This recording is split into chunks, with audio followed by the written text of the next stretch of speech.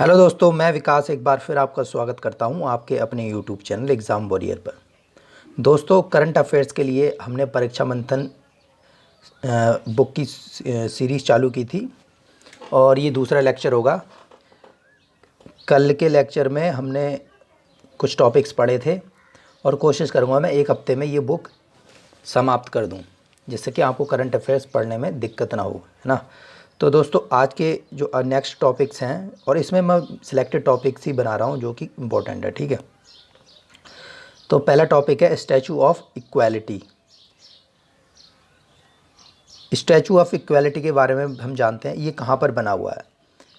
दोस्तों, ये बनाया गया है हैदराबाद में बनाया गया है। 216 फीट ऊंची स्टैचू ऑफ इक्वालिटी जो है, एक मूर्ति बनाई गई है 11वीं सदी के संत रामानुजाचार्य की स्मृति में, ठीक है। और इसका एक तरह से अनावरण किया है प्रधानमंत्री नरेंद्र मोदी जी ने। और ये जो मूर्ति है पंच धातु से बनी हुई है, जिसमें सोना, चांदी, तांबा, पीतल और जस्ते के संयोजक से बनाया गया है। इस प्रतिभा को 54 फीट ऊंचे बेस बिल्डिंग पर लगाया गया है, जिसे भद्रवेदी भी कहा जाता है, ठीक है। ये थे इम्पोर्टेंट फैक्ट। सबसे बड़ा तो यही है कि ये जो बनी है हैदराबाद में बनी है और 216 फीट ऊंची है। किसके स्मृति में बनाई गई है? ये संत रामानुजाचार्य की स्मृति में बनाई गई है। आइए नेक्स्ट देखते हैं। नेताजी सुभाष चंद्र बोस की होलोग्राम प्रतिमा का अनावरण हुआ है। अब ये कहाँ पर बनाई गई है, कहाँ पर? देखिए, 2022 को प्रधानमंत्री नरेंद्र मोदी ने नेताजी सुभाष चंद्र बोस की 125वीं जयंती इंडिया गेट पर सुभाष चंद्र बोस की होलोग्राम प्रतिमा का अनावरण किया। तो ये होलोग्राम प्रतिमा इंडिया गेट पर लगाई गई 125वीं जयंती पर। यह प्रतिमा करीबन 28 फीट ऊंची और 6 फीट चौड़ी थी, सही है। सरकार ने आज़ाद हिंद फौज के संस्थापक नेताजी सुभाष चंद्र बोस की जयंती को पराक्रम दिवस के रूप में मनाने की घोषणा की है। नेताजी सुभाष चंद्र बोस की जयंती अब पराक्रम दिवस के रूप में मनाई जाएगी। और इनकी जयंती कब मनाई जाती है? 23 जनवरी को, ठीक है, 23 जनवरी को। चलिए आगे देखते हैं। और साथ ही साथ घोषणा की है कि नेताजी की ग्रेनाइट से बनी प्रतिमा तक तैयार की जाएगी। अभी तैयार नहीं हुई थी, इसलिए होलोग्राम की प्रतिमा स्थापित करनी पड़ गई, है ना। अब वो अभी धीरे धीरे अब काम चलेगा तो वो बन जाएगी। नेक्स्ट देख लेते हैं। आदर्श सांसद आदर्श ग्राम योजना। हाल ही में सांसद आदर्श ग्राम योजना की समीक्षा की गई, उसको दोबारा से रिव्यू किया गया। और ये जो आदर्श ग्राम योजना है 2009 में प्रधानमंत्री आदर्श ग्राम योजना के नाम से शुरू की गई थी। 2009 में इसकी शुरुआत की गई, लेकिन इस योजना का कार्य 2014 में प्रारंभ हुआ। उससे पहले कार्य प्रारंभ नहीं था। अब ये क्या है ये योजना? इस योजना के अंतर्गत 2025 तक देश के सभी एससी बाहुल्य गांवों को आदर्श ग्राम बनाने का लक्ष्य रखा गया है। 2025 तक आदर्श ग्राम बनाने का लक्ष्य रखा गया है एससी गांवों, जो एससी बाहुल्य गांव हैं उसके लिए। वर्तमान में इनकी संख्या 27,000 है, ठीक है। चलो नेक्स्ट देख लेते हैं। नेक्स्ट है सौर ऊर्जा में राजस्थान प्रथम।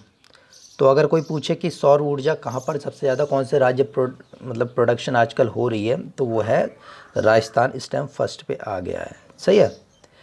2022 में 10,506 मेगावाट सौर ऊर्जा क्षमता विकसित करने के साथ ही राजस्थान ने सौर ऊर्जा क्षमता विकसित करने के क्षेत्र में प्रथम स्थान प्राप्त किया है, सही है।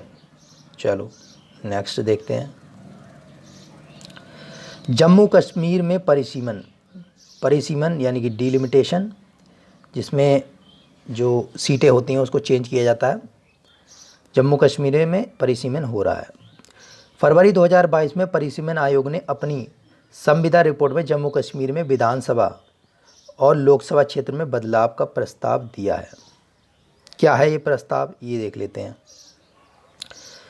अब अगस्त 2019 में केंद्र सरकार ने अनुच्छेद 370 को निरस्त किया तथा जम्मू कश्मीर के विशेष दर्जे को रद्द करने के बाद जम्मू कश्मीर पुनर्गठन अधिनियम 2019 के तहत परिसीमन आयोग की स्थापना की। ठीक है, तो 2019 में परिसीमन आयोग वहाँ पर बनाया गया। जम्मू कश्मीर में विधानसभा की कुल 83 सीट से बढ़ाकर 90 सीट तय की गई हैं। पहले 83 थी, अब 90 कर दी गई हैं। ठीक है, और जम्मू में 43 कर दी गई हैं, पहले 37 थी, और कश्मीर में 47 कर दी गई है, पहले 46 थी। तो ये कह सकते हैं कि जम्मू में 6 सीट और कश्मीर में 1 विधानसभा सीट बढ़ाने का प्रस्ताव रखा गया है, जिसमें से आप ये कह सकते हो 16 सीट जो हैं अनुसूचित जाति और जनजाति के लिए आरक्षित हैं, और इसमें से 24 सीटें जो हैं पाकिस्तान के नियंत्रण वाले कश्मीर पीओके के लिए आरक्षित की गई हैं। सही है, 24 सीटें। नेक्स्ट आते हैं अमर जवान ज्योति का राष्ट्रीय युद्ध स्मारक ज्योति में विलय।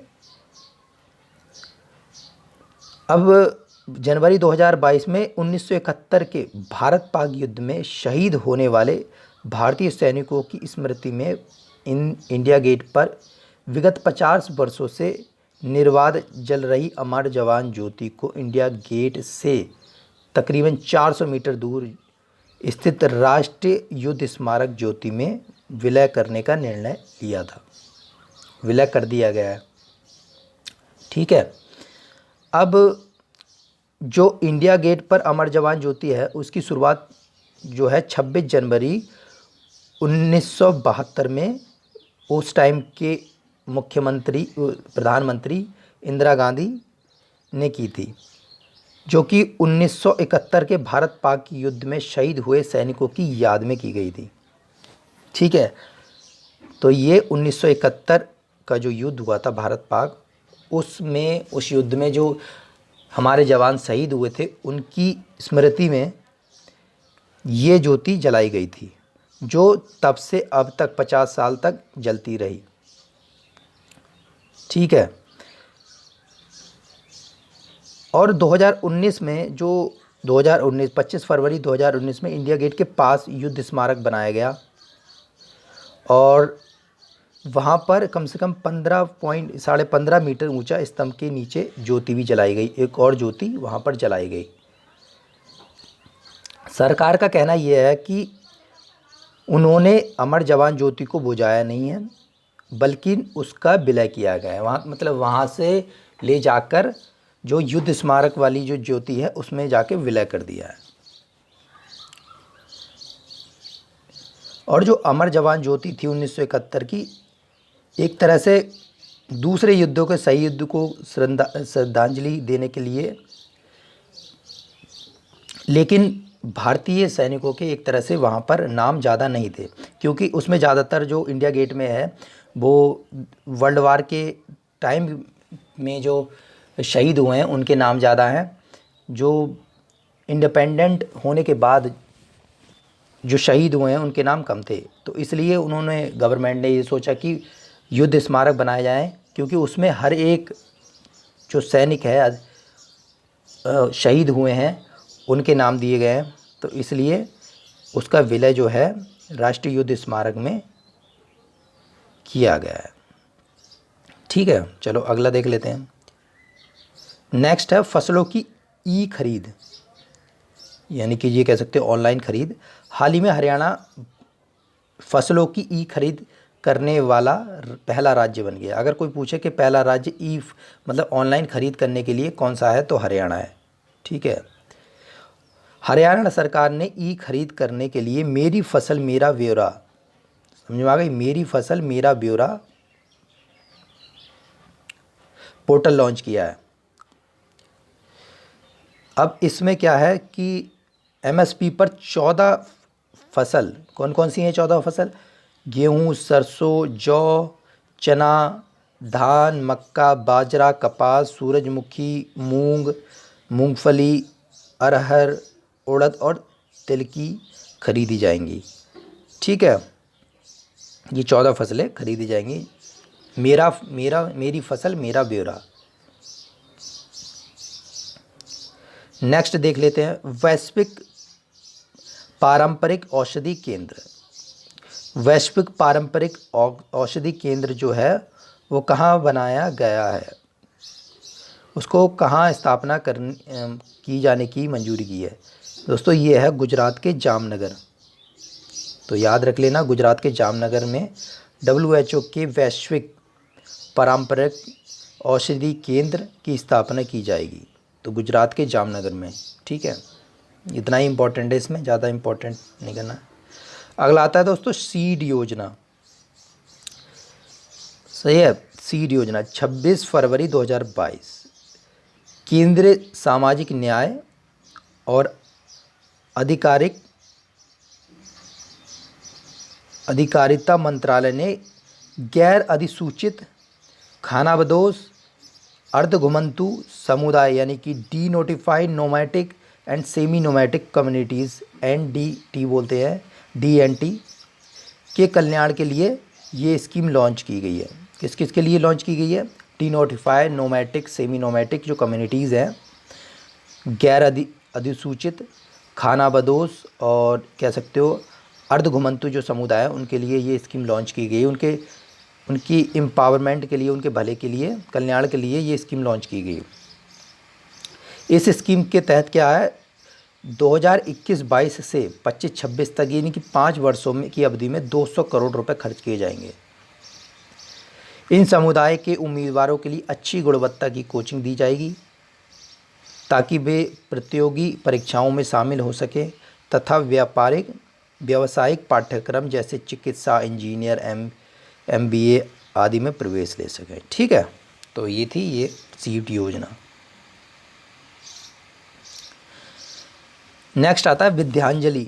विद्यांजलि क्या है दोस्तों कि जो शिक्षा मंत्रालय ने क्या किया है कि जो सेवानिवृत्त यानी कि जो रिटायर्ड अधिकारी हैं, प्रोफेसर हैं या पेशेवर हैं, PhD हैं, स्नातक हैं, डिग्री धारक है, कोई भी है, वो पास के शिक्षण संस्थानों में, उच्च शिक्षण संस्थानों में एक तरह से स्वेच्छा से पढ़ा सकते हैं, मतलब अपनी मन से अगर वो चाहें तो पढ़ा सकते हैं। यह है विद्यांजलि योजना। नेक्स्ट है गांव सुरक्षा समूह, विलेज डिफेंस ग्रुप्स।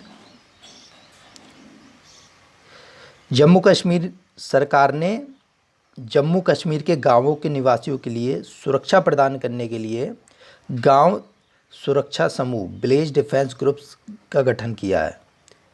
किस लिए? जैसे गांव में कोई बाहर से आतंकवादी आ जाता है या फिर कोई उस टाइम जम्मू कश्मीर में इस टाइम टेररिज्म काफ़ी बढ़ जाता है कभी कभी, तो वहाँ की सुरक्षा के लिए, गांव की सुरक्षा के लिए एक ग्रुप बनाया है, विलेज डिफेंस ग्रुप, गांव सुरक्षा समूह।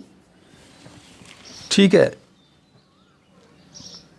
क्योंकि वहाँ पर ज़रूरी नहीं है, हर जगह पे पुलिस नहीं आ पाती है, तो इसलिए ये गांव की सुरक्षा के लिए ग्रुप बनाया गया। नेक्स्ट है वीर बाल दिवस। 9 जनवरी 2022 को प्रधानमंत्री ने सिखों के 10वें गुरु गोविंद सिंह जी की जयंती पर, जिसे प्रकाश पर्व के रूप में हम मनाते हैं,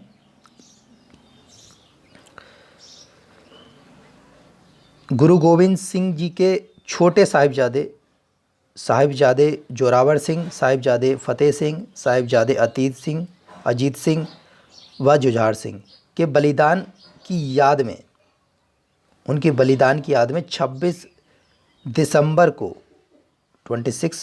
को वीर बाल दिवस मनाने की घोषणा की है। तो वीर बाल दिवस कब मनाया जाएगा?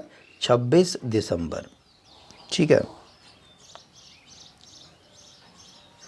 नेक्स्ट है पाल ददभाव नरसंहार।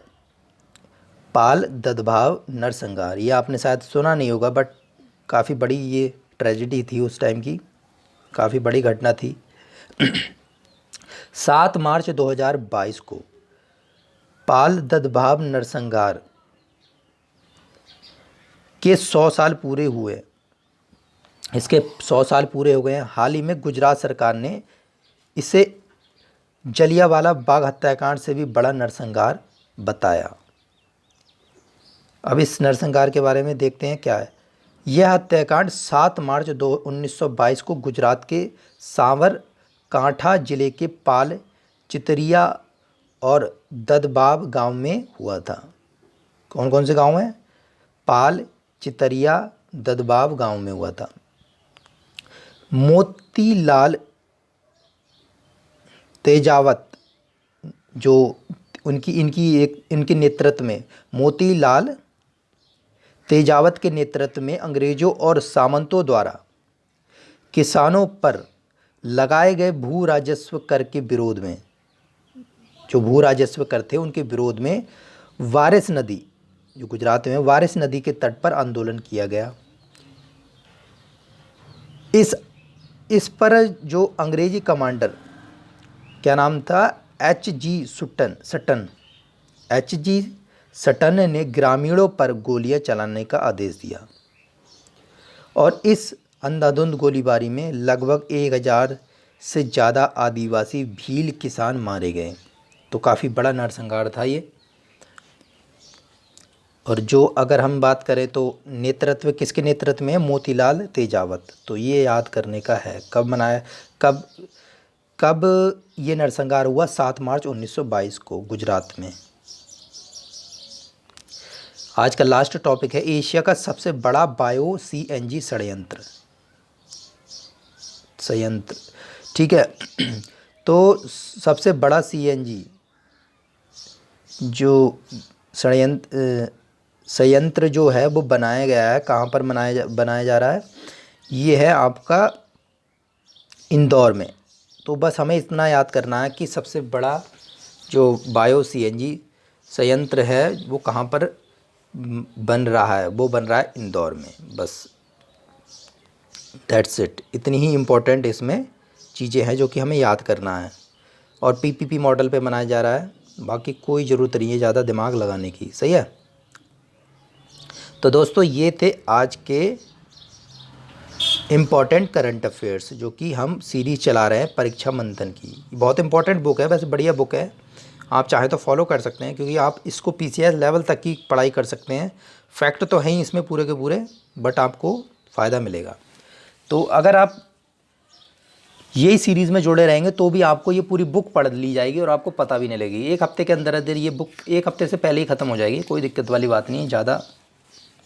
ठीक है, 150 पेजों की बुक है। तो कैसी लग रही है आपको वीडियो, ज़रूर कमेंट में बताएं। और कोई सुझाव हो और कोई आपका जो चाहते हो जिस पे वीडियो लाऊं वो आप नीचे कमेंट में हमें बता सकते हैं। और दोस्तों ज़्यादा से ज़्यादा प्यार दें, शेयर करें यार, है ना। सब्सक्राइब जरूर कर लिया करें चैनल को। चलिए दोस्तों, मिलते हैं नेक्स्ट वीडियो में। तब तक के लिए खुश रहिए, मुस्कुराते रहिए। जय हिंद, जय भारत।